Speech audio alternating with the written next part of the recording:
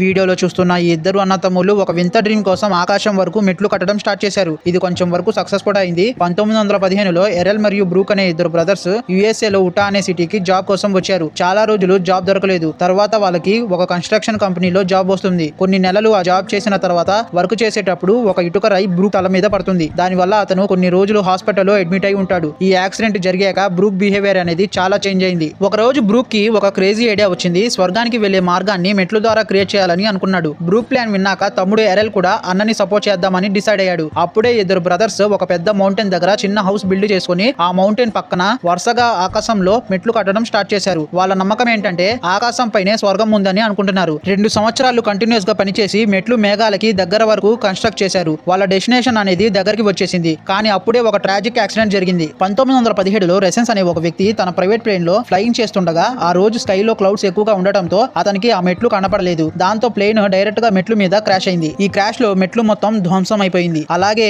ఆ బ్రదర్స్ ఇద్దరు కూడా అనుకోకుండా చనిపోయారు. ఎందుకంటే యాక్సిడెంట్ జరిగే టైంలో వాళ్ళిద్దరు మెట్లు పైన నించొని ఉన్నారు. ఆ ప్లేన్ పైలట్ రెసెన్స్ కూడా సర్వైవ్ అవ్వలేదు. ఈ యాక్సిడెంట్ లో పైలట్ కానీ ఆ ఇద్దరు బ్రదర్స్ కానీ ఎవరు బ్రతికి లేరు.